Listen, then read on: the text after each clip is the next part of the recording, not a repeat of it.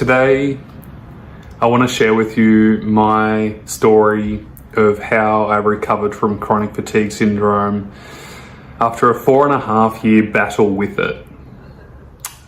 Like many people that I've witnessed their stories and their circumstances, this was a unique journey and one that was extremely hard. And so I'm going to do my best to share with you what it was like at the start, what it was like in the middle, and what it was like at the end, and now what my life looks like now. When I was born with a lot of energy. I was one of those kids that could never slow down. I was constantly climbing up walls. I was constantly, jumping and skipping and running. And, at the age of 4, my mum had one of those child leashes where she had to hold me by the leash because I was always trying to run around and go to different places without her permission. And the only way that she could control me was by keeping the leash on me.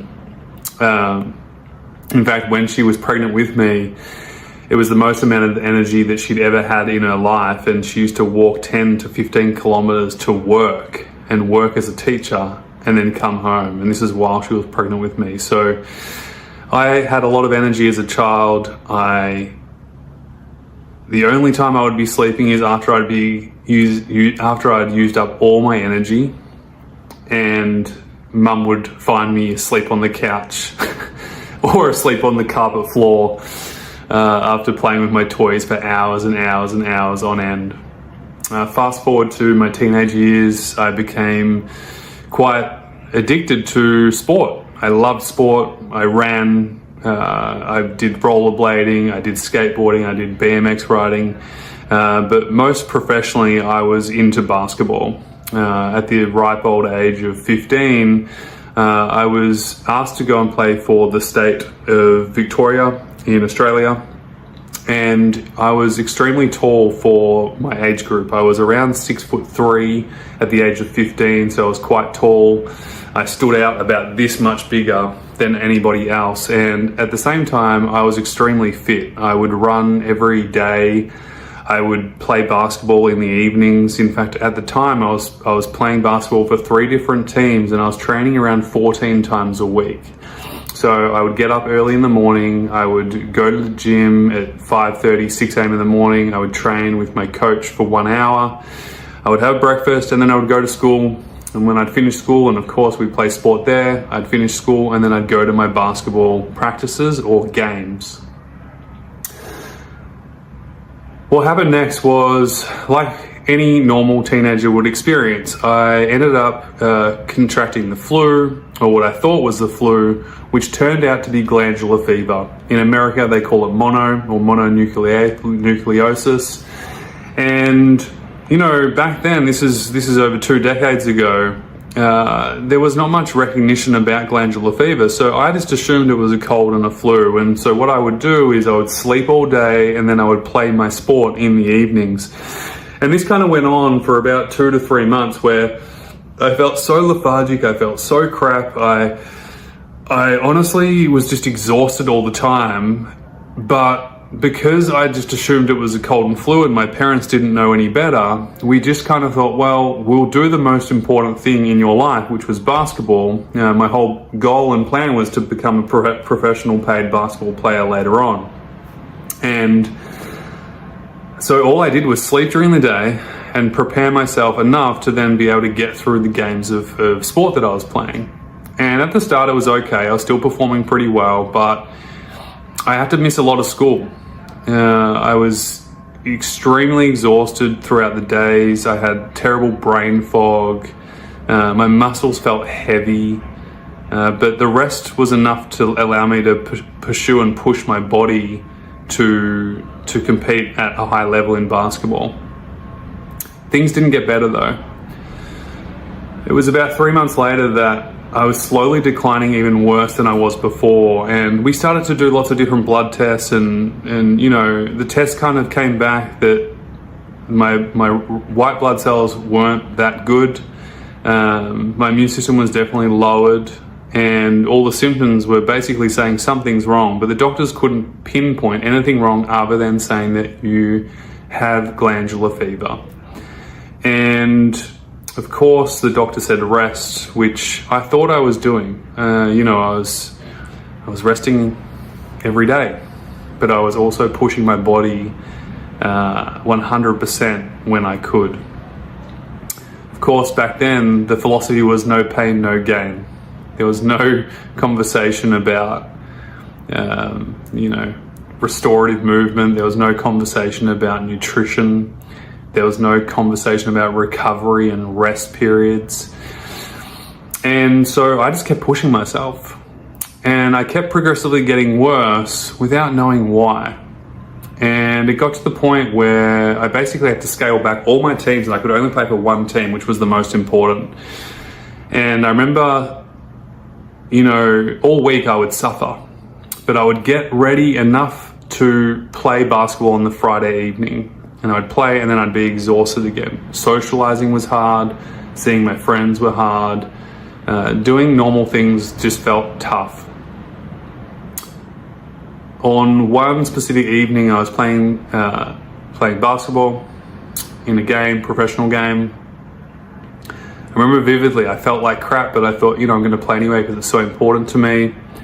And I remember dribbling the ball, running down the court, but I felt like I was actually going backwards. It was like my whole body was shutting down without realizing it. And I remember getting to a spot on the court where one of my teammates passed me the ball, and I went to put up a shot. And I completely airballed it. I completely missed the ring and everything. I missed the net. I missed it all. I completely airballed it. And that was the moment that my body shut down. I remember nothing felt right, and it was very uncharacteristic of me to miss a shot like that, particularly miss the entire ring.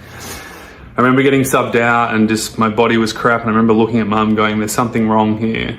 And we went home that night, and I had a terrible headache, I had brain fog, I had flu-like symptoms, and I went to bed that night. And the next morning when I woke up, I remember opening up my eyes, like I'd just woken up and I was laying on the pillow, and I remember just opening my eyes like this. And my brain went to get up, as I normally would do, but my body wouldn't allow me to. And it felt like I was completely paralyzed. And that was the moment that I knew something was incredibly wrong. And I remember screaming for help. Mom, mom, mom, dad, dad. And it was really scary. I remember just trying to get out of bed. I just couldn't. My body just completely shut down. And from there, it was horrible. It was like months on end in bed. I literally, my whole muscles atrophied, so I completely lost all my muscle mass. I was quite a strong kid. I used to go to the gym and lift weights, and I went from about 90 kilograms at the age of 16 to about 70. I lost so much weight. I was so deconditioned and skinny within a period of 3 to 6 months because I couldn't do anything. And I remember just feeling total despair. Like my life was like something bad had happened. And it was almost like my brain and my body just completely shut down. And for the next 2 to 3 months, my family and me, we went on a journey to find out what was wrong. And so, as you can imagine, I went to every single doctor in the local town, and I got literally injection after injection of blood tests. Getting, so much blood drawn from my body just to go, what is the problem? And that went on for about 9 months almost. And most doctors had good intentions. They said, just sleep and rest, and, I'm not sure what's wrong with you, but, just rest and see what happens. And it was extremely tough. At one point, I thought I had cancer. Because I didn't know what was wrong with me, but my body was just in so much pain. My whole body was just in excruciating pain. Aches like nothing else. so much lethargy. I was sleeping 16, 18 hours a day. I was barely able to eat any meals. I was just exhausted to even eat. The best I could do was get to the couch to maybe watch some TV. Tying my shoelaces was freaking hard, and this is coming from a guy who could run for so long, for so hard, and not even feel tired afterwards, to then not being able to tie my shoelace. Obviously, I missed so much school. In year 9, I got an award for the most amount of days missed at school ever. And no one really knew what was wrong with me, but they knew something was wrong, right? And it was so hard because we couldn't articulate what was wrong with me. And so people thought I was making this stuff up. People thought I was just lazy, that I was just depressed. It was just really hard to even know what was wrong. And, it was difficult for my parents because they didn't know what was wrong with me. So we were just all clueless. And the depression and the anxiety that came with it was excruciating. But that didn't really hit until I got diagnosed with chronic fatigue syndrome.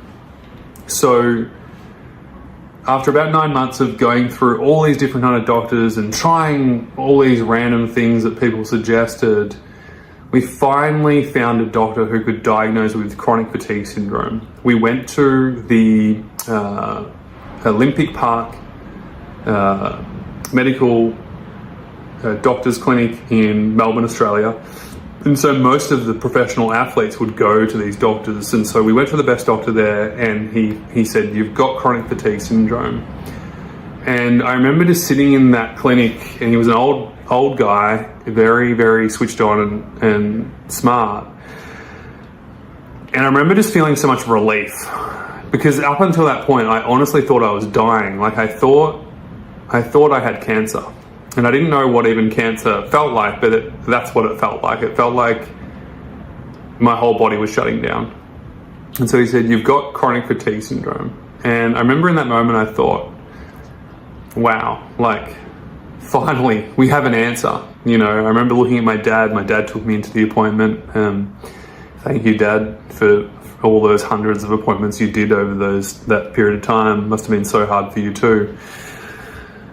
I remember going into those appointments, I was sitting in the car in the passenger seat, just feeling so defeated and down. And, we were just hoping that something would work or someone would have an answer. And finally we got a diagnosis. And I remember just feeling so relieved, just like, oh my God, like, I don't have cancer, I'm not dying. And with that excitement also came despair minutes later when he said there's really no cure for it. And I remember just walking out of that doctor's appointment so angry.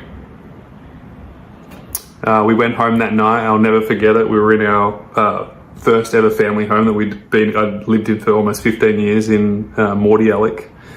I remember going home and picking up my basketball shoe in my bedroom and throwing it so hard against the wall that it put a divot and a dent in the wall. And I literally just broke down crying in my bedroom on my own. And I just cried myself to sleep. It was in that moment, it felt like my life was over. When that doctor said there's nothing you can do for it, there's no pill you can take. At that point, I was really just hoping that the doctor was just going to give me some medication and it was all going to go away so I could go back to my normal life, and pursue my dreams. So I remember crying myself to sleep that night, and I remember just praying. And I wasn't religious, I didn't really follow God or anything like that. But I remember then I was just used to just like sit down and pray, and I would say, please God, just make me better tomorrow, you know. And I remember waking up and nothing would change. I would just feel the same miserable self, exhausted, muscle aches and fatigue, swollen glands, flu-like symptoms, headaches, brain fog, and just like so much muscle decondition, like just so weak, so weak. And, you know, thank God my parents never gave up. They didn't give up. I wanted to give up. I remember telling Mum one day, I said, I just want to die. I don't want to be here anymore, Mum. Just crying to her, just like, I just don't want to be here anymore. And it was tough. It was super challenging. Probably more challenging for them too. You know, we've spoken about it years on, but I can't imagine what that would feel like as a parent for your loved one, for your child, to have to watch them suffer like that. It's just absolutely horrible. And so I have so much respect and understanding from a parent's perspective, because I watched my parents go through it. My parents didn't give up. They came across a doctor by the name of Dr. Lionel Lubitz, and up until that point, we were trying everything. We were trying Chinese medicine, we were trying naturopaths, we were trying all these nutritionists, psychologists, mindset coaches, exercise physiologists, exercise scientists, personal trainers, like you name it, we tried everything, and most of it made me worse. Some of it not intentionally, because a lot of it was good stuff, but it was prescribed wrongly or at the wrong time, and I didn't know any better at the time, but it made me worse because it didn't get me better. And so I would leave feeling deflated and defeated, and every time I tried something new, I'd feel worse because it didn't get me better. And then I'd be like, well, maybe there's, like, what else is there to try? Like, how else am I going to get better?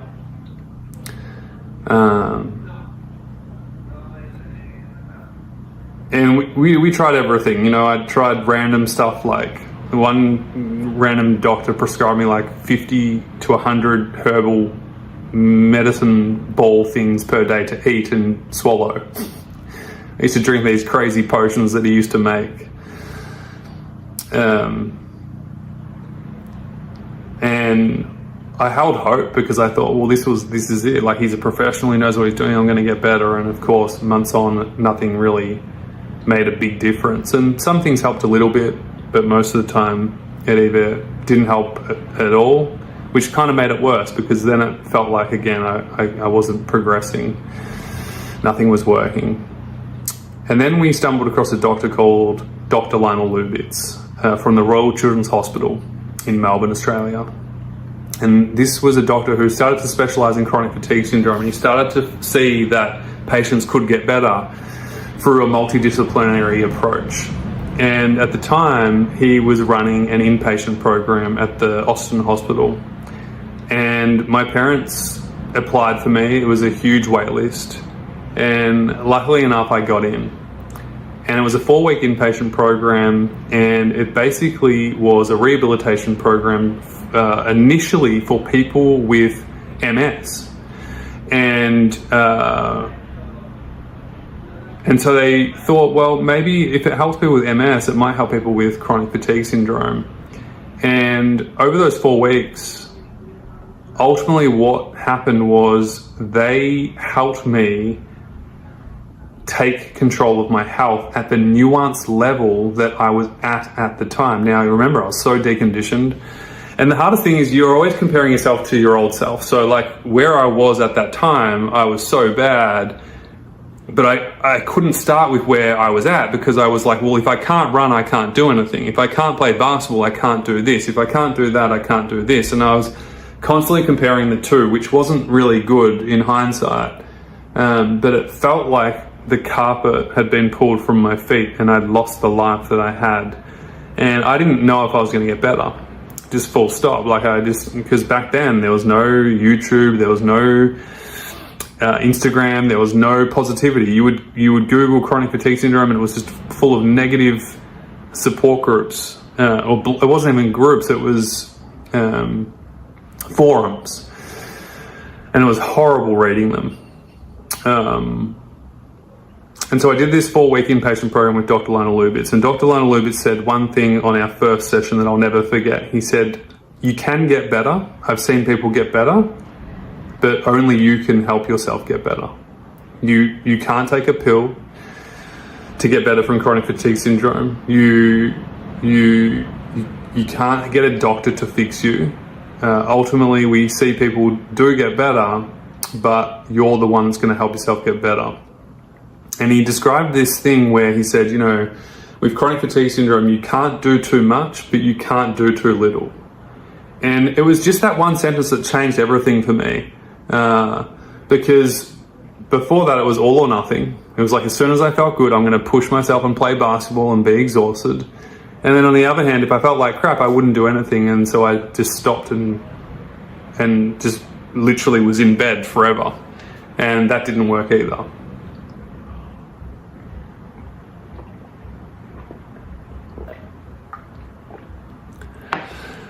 And so I did this 4-week inpatient program, and ultimately it was structured around structure.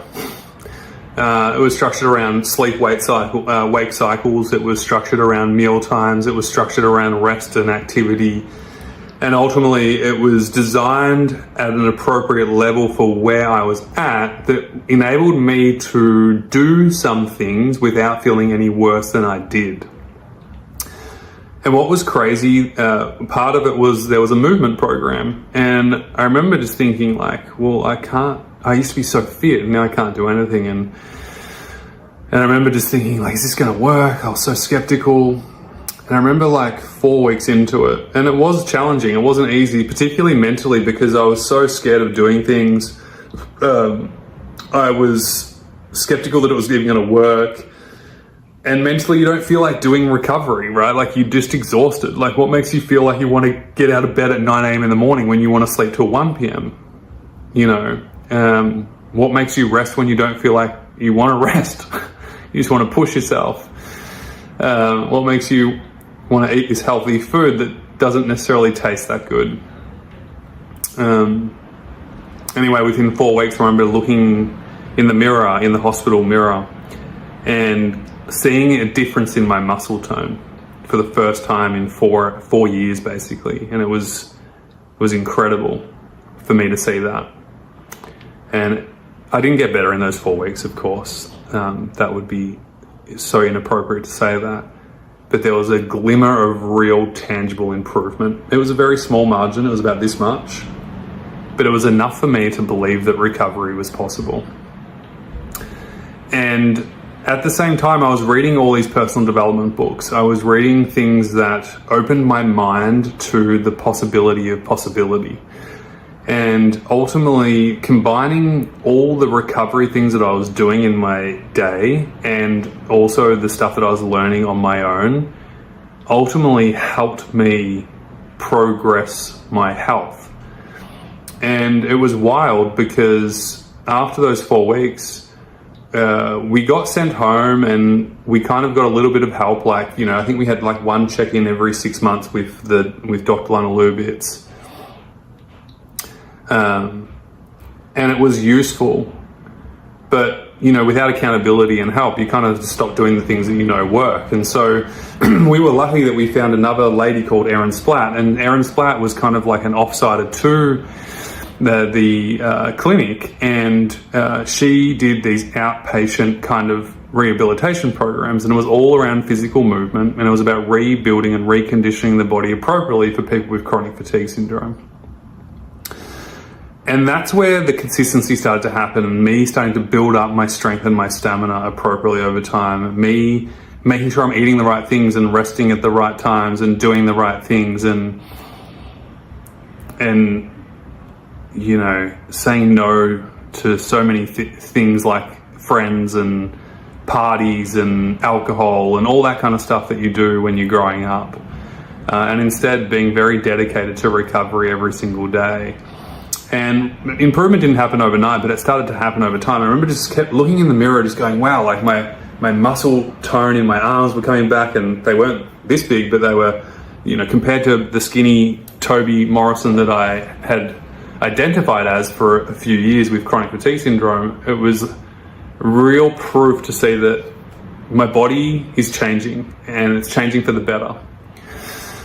And over time, of course, as my strength and stamina improved, I was able to improve. And I went back to school part-time, and I built that up, and that was extremely challenging, building up my cognitive ability too. But again, we focused on the same approach, which was this gradual progression with the capacity that I was able to do, making sure that I could do it consistently without feeling any worse than I did. And then I started to do other things like visualization and, you know, really just talk about where I wanted to be and what I wanted and all the things that really mattered to me. And I stopped being a victim. Because for 2 years I was just like, my life is over, why me, this is so unfair. And, you know, I just remember going, why me? Like, to be honest, I was just like, fuck you, life. Like, I don't deserve this. And I remember just thinking about all the people at school who did deserve it more than me, which sounds terrible, but I'm like, I'm a good person. Like, I do not deserve this. Like, why didn't you give it to this person who is so mean to people and bullies people and makes people feel horrible? But even then, you know, Alistair Lynch said it, and I'll say it too. You wouldn't wish this upon your worst enemy when you're going through it. It's absolutely so horrible, so dark, and so excruciating. But I remember there was a shift in my mind where I started to change the narrative. And the narrative used to be, this is so unfair, why me? To, why not me? Why can't I not get better? I think I can. And I used to write down all these quotes, and I'd have quotes plastered on all my walls. And, you know, I remember just like two really important ones for me were, you get what you give. You know, you get what you give. So I've got to give everything I've got so I can get everything I want. And that really helped me with my recovery. Another one was, God helps those who helps themselves. I just absolutely loved that quote. I remember reading it all the time. God helps those who helps themselves. All right, what am I going to do to help myself today?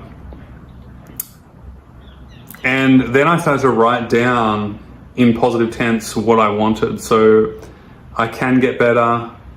I will get better. I am getting better. And I'd write that down, and I'd put that on my wall as well. And so it was a multitude of things over time. It was never just one thing, and it was a very gradual process over time. But what happened was pretty phenomenal. I started to get my life back. I started to mentally rehearse all the good things that were happening to me. And my brain and my body started to change, particularly all the actions that I was taking physically. You know, that was probably the key right there, was just the nutritional intake that I was having. The structure and routine in my day-to-day life was so dialed in and so committed to. And then my mindset was just so strong and focused on exactly what I wanted. Nothing was going to get in my way. And so I started to get better.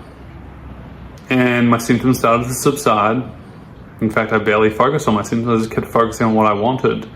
And I kept building that and building that and building that. And my strength gets stronger. And then I increased my strength training program, and my capacity improved. And I started to play tennis with friends again and go bike riding. And, you know, of course, I started on a small level, but I kept building that up as well.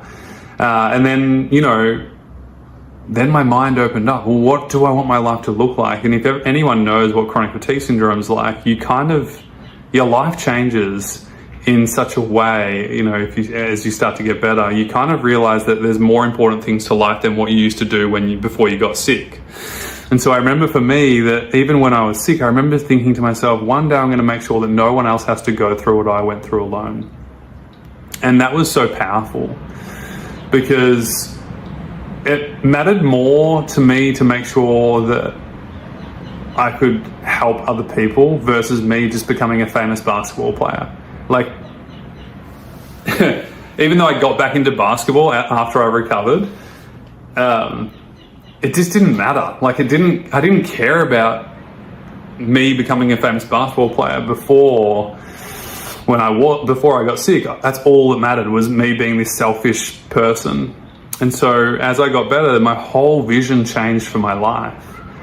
It went from this inward egotistical focus to this outward visionary focus of what really mattered in life. And so I started that journey. I completed school like I said, I went back on a restricted school program and was able to just pass BCE. In fact, I didn't really like school anyway, even before I got sick. The only reason why I liked school was for basketball and sport. And so I just passed BCE, and I remember when I passed school, I remember someone telling me that now your life starts. And because I was pretty much better, and I was getting better from kind of year 12, year 11, 10, year 10, 11, 12, I was like progressionally getting better. Once I finished school, I was so passionate about making sure I could help other people with chronic fatigue syndrome that I would talk about it all the time. And I remember being at a party with this guy, and we were just chatting at the party, and he said, what are you doing after school, man? And I said, I'm going to start helping people with chronic fatigue syndrome. And at that time, I was already in contact with Dr. Lionel Lubitz. I was doing hospital visits. I was writing letters to doctors to tell them that it's possible to recover from chronic fatigue syndrome. And this guy said, that sounds great. And I told him my story and how I got better, and that there's so many people in the world suffering with chronic fatigue syndrome. And I just want to make sure that no one else has to go through what I did. And he said, well, I make websites. Like, I could make you a website if you wanted to. And this is in 2007. Anyway, sure enough, we swapped numbers, and I hired him. I had $400 in my bank account, and the quote was $400. And so I paid this guy to create a website. And on that website was my entire story that I wrote out from start to finish of how I went through chronic fatigue syndrome and how I got better. And I think like 5 people visited the website over the space of like 3 years or whatever it was. It was pretty funny. Anyway, in between, getting that website started, I was obviously so excited. I knew I wanted to make a bigger impact on the world. And so that same year, when I was 19 years old, I enrolled in study. And the focus was around health, fitness, and nutrition. And I did this because that was a huge component of my recovery. Like, there's no way I would have got better without restoring strength and stamina in my body. And I always say, like, how are you supposed to do the shopping? How are you supposed to live your life, see friends, do the washing up and all those types of things without strength and stamina? And it was a vital component of recovery throughout the journey. Making sure that I was doing the right things at the right time and building up appropriately, and learning those strength building or holistic fitness approach that was just vital. And so I studied for about 1.5 years, and then I went on to go into exercise science. So it was like another degree basically. And during that time, I actually got a job as a personal trainer, not to train people with chronic fatigue syndrome. It was actually just to train general health population. And it was so fun. Like, I was just so grateful to live my life again. And I had so much energy, and I had so much enthusiasm, and all I could see was just potential. And so I started personal training. I remember I got my first job at Berry Fitness in Australia.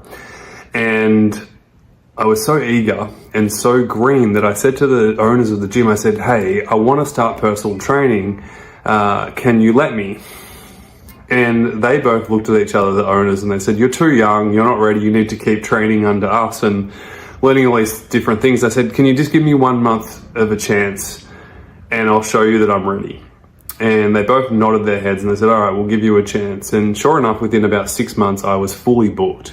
And I was one of the most successful trainers in that gym by the age of 20. It was pretty crazy. And it wasn't hard because I cared about people. I loved health and fitness, and I lived and breathed it.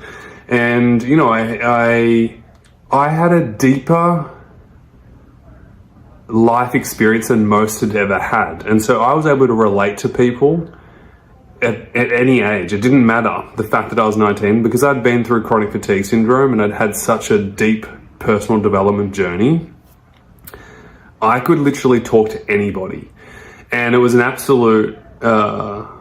it was an unreal experience, actually. And I always say this to people who are going through chronic fatigue syndrome, like, it sucks right now, yes, but what you're going through will deepen you and strengthen you and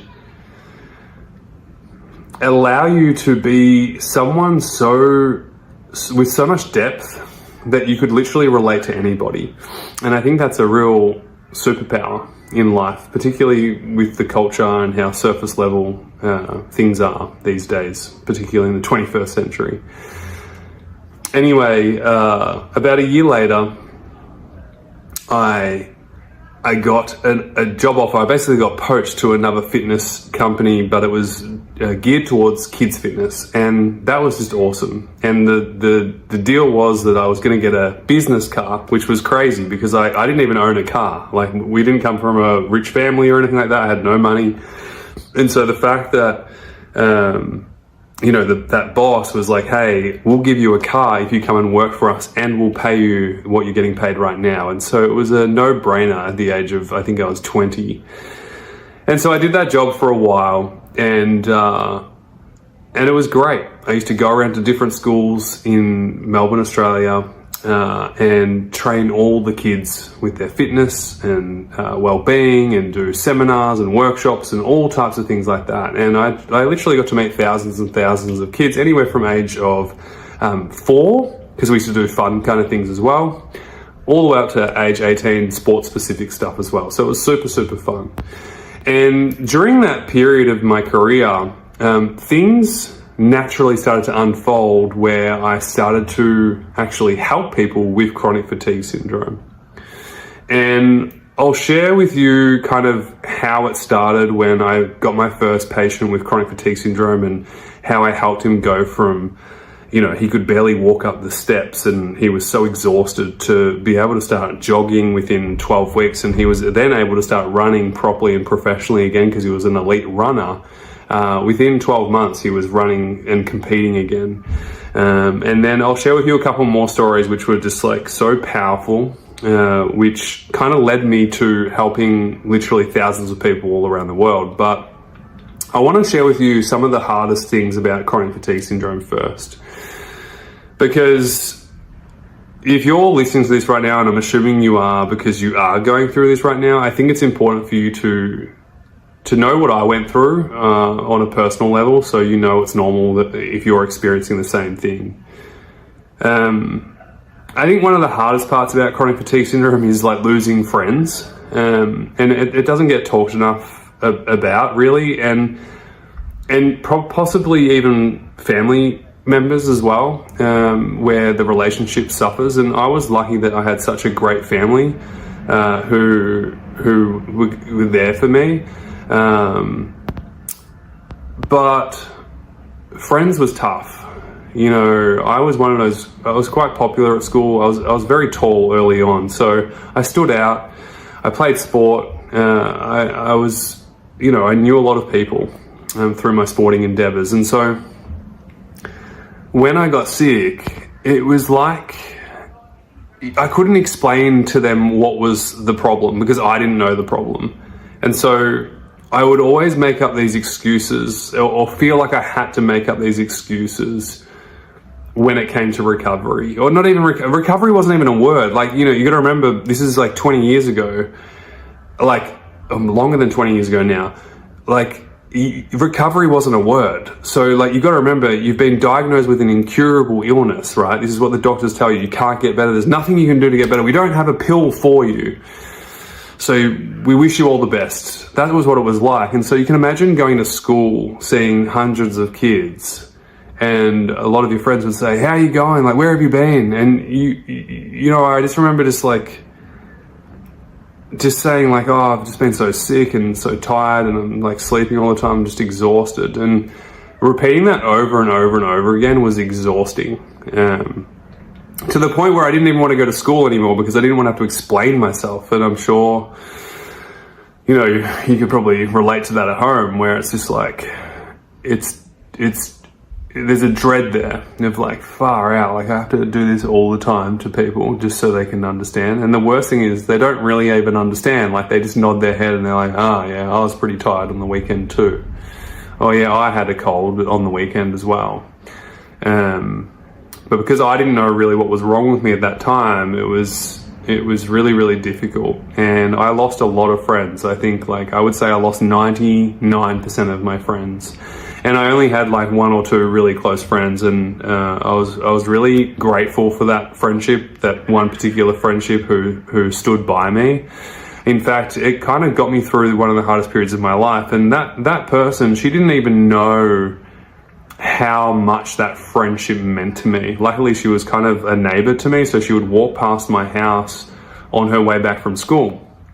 And she would just drop in, and I wouldn't even ask her. You know, there was no mobile phones or freaking Instagram or anything like that. She just had a good heart, and she knew something was wrong, and she had a lot of compassion. And so she would just come in and sit with me while I would lay down, and we would just kind of talk. And it was one of those things where just her being there was like, it was pivotal. And at the time, I didn't know it was pivotal, but it actually helped me get through those really, really dark days. And yeah, that friendship was meant a lot because of the 99% of people who dropped away. They just stopped talking to me. They thought, you know, they made up shit about me. You know, there was just a lot of misunderstanding. And so I think one of the hardest parts is certainly just like the friendships. You know, that was tough. I also, like, just not being able to do like the high level stuff, like, you know, the things I loved: basketball, going out with my friends, dancing, partying. Like, it wasn't a choice. Like, I physically couldn't do those things anymore. My body completely shut down. It wasn't like, oh, okay, I'll hold myself back so I can't do it. It was like, no, your body can't do it. Like, I physically couldn't even try and do it. And so that was very difficult for me. So difficult that I literally thought my life was over. Like, I remember just sitting there just going, what's the point of being alive if I can't play basketball, which was my thing? Or do, you know, whatever it was, really. That was tough. Yeah, that was dark days. You know, there was days where I was just like, I didn't want to be on planet Earth anymore because of the suffering and the pain that I was in. I think the other thing that was really tough was just the symptoms, like the actual physical symptoms that I was experiencing, and just so much pain in the body, particularly in the muscle joints and muscles. Like, it was just excruciating pain all the time. And then I think coupled with that of like, what the fuck is going on? Like, excuse my French, but like, what the hell is going on with my body? What is wrong with me? And like I said before, I honestly felt like I thought I had cancer because I didn't know what else it could be that was so bad, that could feel so bad. Yeah, and I remember an article came out probably a few years after I got better, and it was an article from a person who had cancer and chronic fatigue syndrome. And the article said that chronic fatigue syndrome was, from her standpoint, considered worse than cancer because at least cancer was acknowledged. And I thought it was a really interesting article because she was saying that, you know, cancer, you can kind of treat it. You know, there are treatments available for cancer. But with chronic fatigue syndrome, there isn't. And so she was saying that from one standpoint, it was like, well, the fact that everyone recognizes cancer and goes, well, yeah, it's cancer. And it's almost like a broken arm. You can see it and say, okay, you've got this, and the world knows about it. And then she went on to say, but then when you get chronic fatigue syndrome, you kind of look fine. Sometimes you might go to a social event and everyone thinks that everything's great, but they don't see the 22 hours that you were in bed just to get to that appointment or that event that you went to. And then the second thing was like, yeah, there was no real treatments for chronic fatigue syndrome. So it was like a double whammy. It was like there was no understanding from anyone in the world. And then the second thing was like there was no treatments. Whereas with cancer, you got acknowledged for it. It's like, yep, we know what it is. And two, we kind of get it and understand it. And three, here's a few treatment options that you can try. And I thought that was a very confirming article of chronic fatigue syndrome. You know, God, I wish back then, like I just wish I could have had a broken bone with a cast on it. Like I wish chronic fatigue syndrome could be seen as that, so people could just understand the situation instead of, you know, years and years of just like total misunderstanding.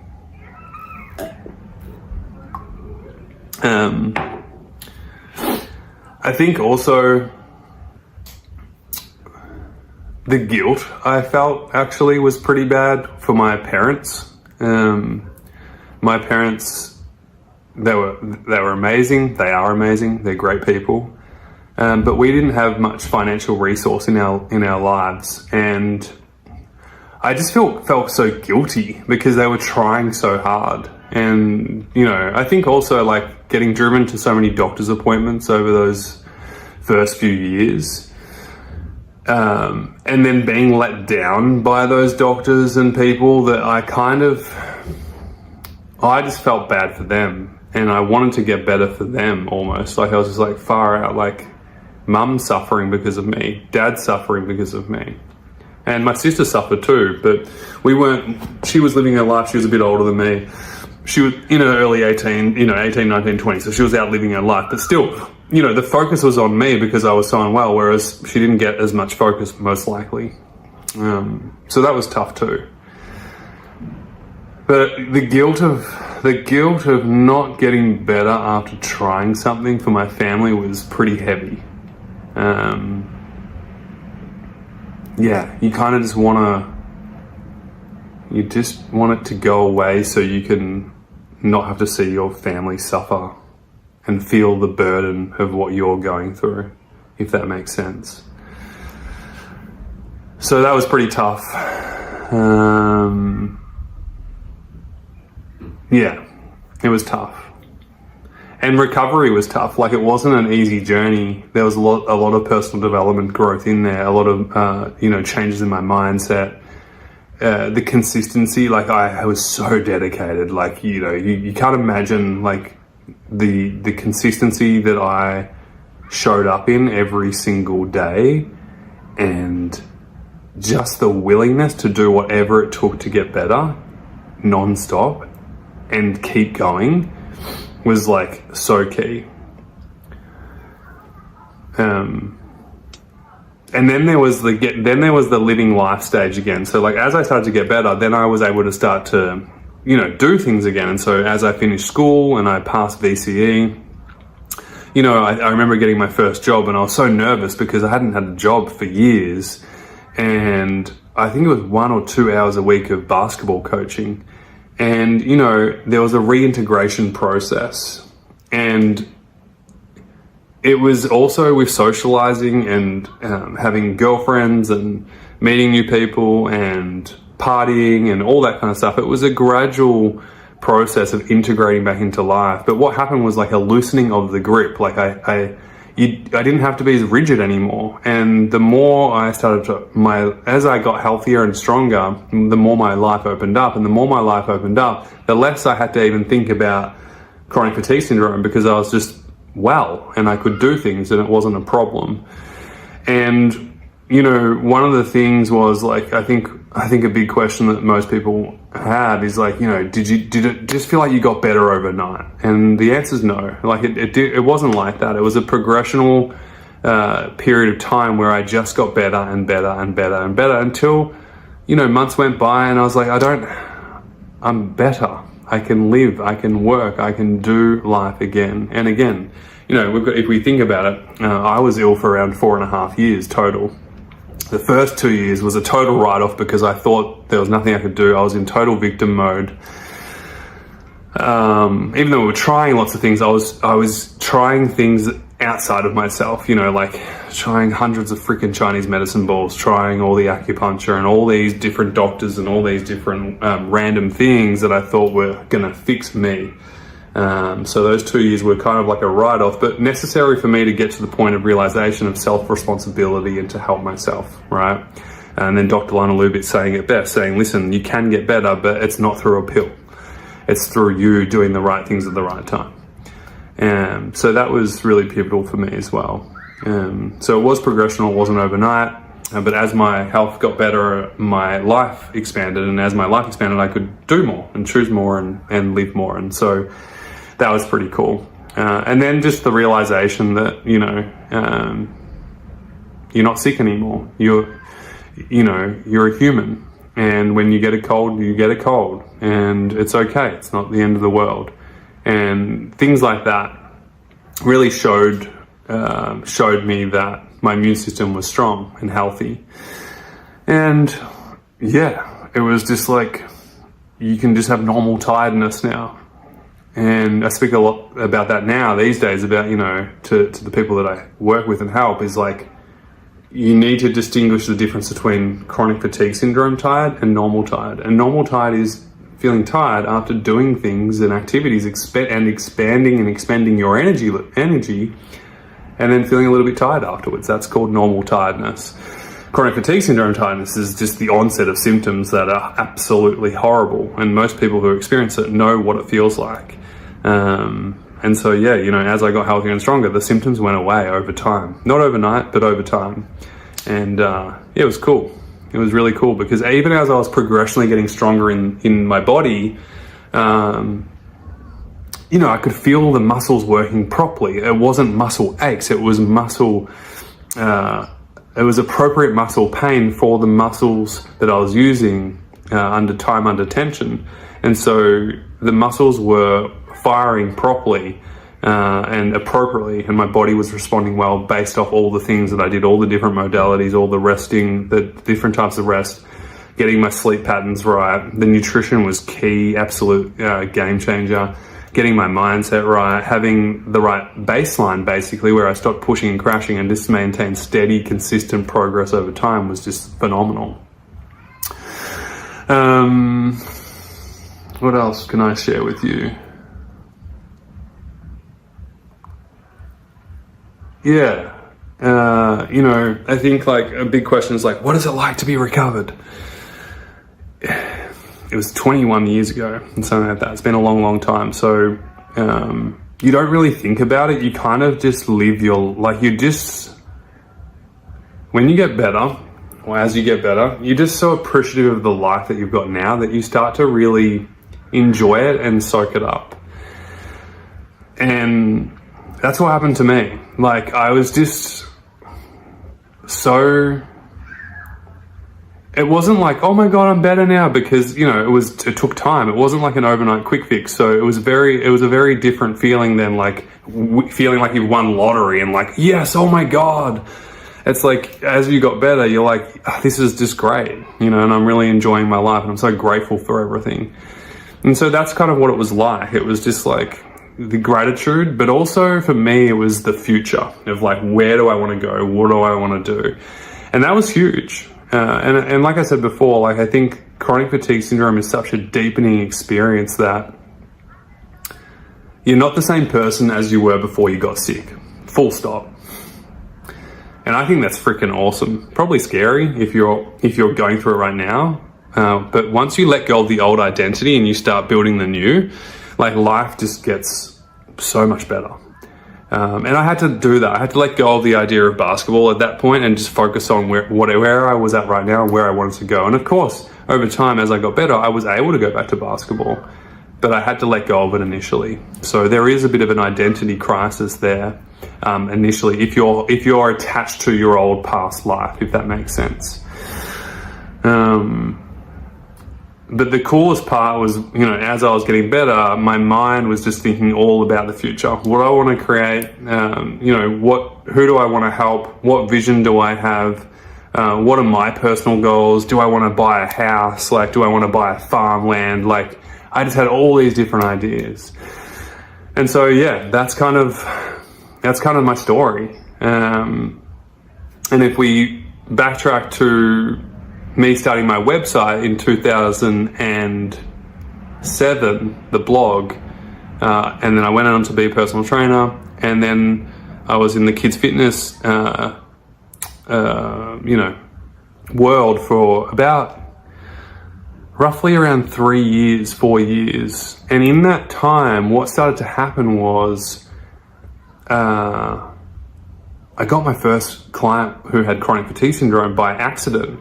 It was actually my neighbor's friend, and she messaged me and said, hey, my friend's got chronic fatigue syndrome, and I mentioned to him that you had it and that you got better. Do you mind if you talk to him? And I said, of course. So we jumped on the phone, and he said, could you help me? And at the time, I didn't know if I could help him. I had some ideas, but I didn't know if what worked for me was going to work for him. And I said, yeah, of course, I can teach you and tell you what I did, and I can show you what I learned over this whole process, combined with all the education that I've learned as well. And I can write you up a 12-week program. That's what I said.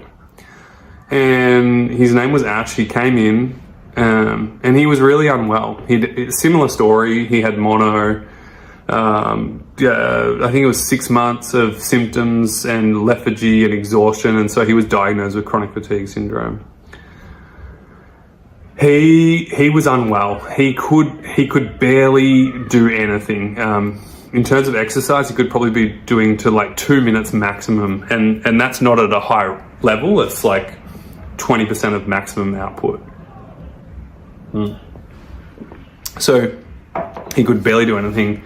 He was a runner. He was so depressed. He was so depressed that he couldn't run. He thought his life was over. And it was perfect for him to see me because I'd been through it. So I was I knew that he wasn't going to get better until he accepted his situation. He was holding on to the old identity. And so his first few sessions in my office, he was my life's over. I can't believe this is happening to me. I can't run. I can't do this. I can't do that. And I said, until you accept your current reality, your life's not really going to change, because then you're always focusing on what you can't do, and we're wasting precious energy on what we can do. I took him through some mindset techniques and frameworks to basically help him accept where he was at and stop wallowing and being a victim. And it worked. I think it was 7th session in, it was something clicked for Ash. And he finally was able to stop the wallowing and the victim mentality, and he was focused on recovery. And from that way, I started him with a restorative movement program. We started to rebuild his strength and stamina without overdoing it. We got his nutrition right, his sleep right, his mindset right, everything. We covered everything. And to my surprise, within 12 weeks, he was jogging again. Now, this guy, he could barely freaking walk up my front steps in week 1 to the office. So week 12, he's running again, he's jogging again. And that was huge. He was just so happy and grateful. He was back in the gym slowly on a restricted program. And I kept a very close eye each week on what he was doing and how he was doing. Sure enough, within 16 weeks, he's jogging more, he's training more. Within 20 weeks, he's working again. He was a teacher. And then within a year, he was competing over in Europe, and he came 3rd internationally in his running race. And I think for me, that first experience of seeing someone else get better, even just jogging again was just it was electrifying for me. It was phenomenal. It was like, wow, this works. Like it's not just a fluke. It's not by chance. Like this stuff works. Long story short, another patient got recommended to me through ASH. And this one was really high level because this lady was one of the head of all the hospitals in Australia. She was like the director of health in some of the biggest hospitals. So this was a very smart lady, has heaps of resources, can basically connect any doctor she could. And she tried that with her daughter, Beck, who was, I think, 16 at the time. And so she called me and she said, my daughter's got chronic fatigue syndrome. We have tried everything. We are fed up. We're sick of it. We heard you're really good. You've helped one of our friends. And he said, you're awesome. Can we come and see you? And I said, of course. And the same thing happened. So she came in. And I think the deflation of trying like a million different things and seeing all these doctors and then finally coming to see someone who went through it and is better and is out the other side was like huge for her and everybody that came in contact with me. And so sure enough, you know, we did the same thing. We had a holistic approach. We looked at all the different areas of her life. I spoke to her mum. We had to organize her home life a little bit differently so there was less stress so she could focus on her recovery. And we got the movement program sorted and it was very restricted to start with, and we built her up appropriately. And it took time. It didn't happen overnight. But something crazy happened in week 4. I'll never forget it. I was walking into my office and she was at the car park and her mum dropped her off and Beth went upstairs to my office. And as I was walking in, I said to the mum, Claire, how are you doing? She goes, Toby, I'm great. And I said, why is that? She goes, I can finally just be a mum again. I said, what do you mean? And she said, I don't have to be the coach, the supporter, the finding all the solutions. Like, you're that for us now, and I can just be mum. And it's already made a massive difference at home. Our relationship's better. She's starting to take responsibility for her health and her life, and I can already see that this is working. And we worked together for about a year and a half, and gradually she got better, similar story. And then she ended up just coming to train with me for personal training, for fitness, after she got better, because she knew it helped her so much with what we were doing. And so it helped her stay accountable. And from there, what happened was pretty crazy. I actually had to quit my kids' fitness job completely to go full-time in seeing people with chronic fatigue syndrome. I set up my own clinic called the CFS Health Centre in Brighton, Australia, under one of my mentors, Craig Harper's big health centre there. And it was phenomenal. You know, I was so blessed just to meet so many different people from all walks of life. I had people fly from all parts of Australia to come and see me. After I published my first book, which is sold out now, I've got another one coming out very, very soon. You know, people flew from all over the world to come in to see me. We did like a 12-week program and then an ongoing program after that. And, you know, most people work with me for 1 to 2 years. And then most people, once they got better, if they were living in the area, they would just continually see me. And the coolest part for me was all of these people, not all of them, but most of them, they tried some of the best medical doctors in the world. They tried some of the best treatments externally with no luck. And so when they came to see me and they started to get better, it was so, for me, enriching to see them get their lives back. Like, and even now, like, this is years ago, right? Like, this is almost, I think it's over 15 years now I've been doing this work. And so, you know, I'm still in contact with those first people I met because they were so special to me and I was so special to them. You know, particularly the first 150, 200 people that I saw. I still get messages every single month from people from the past going, hey Toby, just want to let you know that I've just started my own business, or I've just gotten married, or I've just traveled the world, or one guy now, he swims 2 kilometers in the ocean every morning. He's an accountant, and this kid literally looked like he was going to die. And it was hard. His recovery was fucking hard. right? We worked together for 2 years straight. It was tough. There was times where he wanted to quit. There was times where I had to be really hard on him and really tell him, like, it's up to you, but, you know, I can't do this for you. And to see that guy years and years on, like, he's a full-time accountant. He swims in the ocean 2 kilometers a day. He's got his life back. Another one who was told she's never going to have kids. She's having her second baby very, very soon.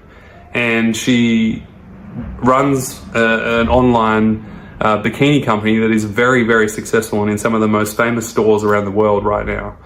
And for me, it's just, that's the best part. That's the best part, is just seeing people get their lives back and seeing people grow and evolve and create their new life. And it's not easy, you know. There's times where, you know, some people don't want to go back to they don't want to go to the new life because they want the old life, but that's kind of what's getting in the way. Anyway, after the health center, I was fully booked out. Particularly after I launched my book, I got on TV, I was on Sunrise, I went on Into America and went on Fox News and all that kind of stuff. And so I was booked out and I couldn't do any more appointments than I was doing. I was doing like crazy amounts of appointments and just seeing so many people. And I wanted to make sure that, because I knew there was millions of people around the world suffering, I wanted to make sure I had something available for people, not just in Australia, or not just who could afford to fly to Australia to get help. And in 2013, I came up with the idea of the online recovery program. And that's when CFS Health Online kicked off in 2013. And I didn't know if it was going to work in terms of, I've never did anything online, apart from my crappy website when I was 19 years old, right? And so I was really lucky. I teamed up with an IT expert who was a good dear friend of mine, and he helped me launch it. And within 2 months, we were helping 100 people in 14 countries, and it blew my mind. We were helping people in France, in UK, in America, in Canada, in New Zealand. And I would speak to these people, right? We would do these webinars and workshops, and we had modules that they would do. And so it was absolutely phenomenal. And we would get the same results. People were getting better. It was amazing. And over the course of 5 years, we helped thousands of people. And the problem was that because we were helping so many people, and it was at that point, it was just kind of a course, like they were just watching videos, and we couldn't really help them stay accountable. So it was always hard to know, like, how many people got better, how are they enjoying it, are they not doing it? You know, some people never even freaking looked at a video, right? Like, that's just human nature. And in 2018, I came to a kind of crossroads where it was during COVID, close to COVID actually, where I was like, the world needs more connection, the world needs more accountability, the world needs more community. And I ended the old program completely because it felt to me that it didn't have the depth that I believe that we all need in our lives as a human, particularly when everything is online now. Everything is just do it yourself, like buy it and see you later. People don't really care about each other as much as we used to, in my opinion. And so I wanted something that was going to be really, really useful and have a lot of depth. And that's when I started the mentorship program in 2018. And since then, we've helped thousands of people, but it's just a way more comprehensive program now. And so I brought on some of the best specialists and experts in the world in all different aspects of recovery because it's never just one thing. It's a multitude of things. And it's just so special to witness thousands of people that have come into CFS Health's world from over 64 countries now. And we get to see people every single week get their health back and get their life back and start to reintegrate into life. And we now have a lifestyle integration program. So when our members get better, they get to go into lifestyle integration, and we help them with their life, and we help them reach their goals and achieve things that they thought once were not possible about 2 years ago or 1 year ago. It's pretty wild. Anyway, the point of this is I got to turn a vision and a dream into a reality. And I'm not going to talk about the program. If you want, you can go onto our website and you can consume all that information yourself. Go to cfshealth.com and you'll see it all there. But I'm sharing this part with you because not only have I turned my dream into a reality, literally so many other people have. And in fact, so many of our members now work at CFS Health, and they're turning their dream into a reality. They're bringing their energy, their vision into CFS Health's mission and helping so many people as well. And it's just truly mind-blowing and phenomenal. But not only that, so many members who go on and recover, go and do incredible things. And it's just so cool to see. And I know that every single person at one point didn't believe it was possible for them, because I felt the same way. When I was in my self-pity and my, rightly so, when I was told that there was nothing I could do, I was literally had my head down for almost 2 years, believing that I couldn't get better, that my life was completely over. And pretty much every single person I've ever worked with and met, even the ones that have all recovered, they all had that thought process at the start. And so I'm sharing that with you because you might be sitting at home going, it's not possible for me. Well, I'm just letting you know that thousands of other people who have recovered had the same thought process at one point in their life too. So maybe it's time to change that thought process and allow yourself to realize that recovery is possible for you. Anyway, I hope this video helped, and I hope you can just take something from it for you. Yeah, wishing you all the best.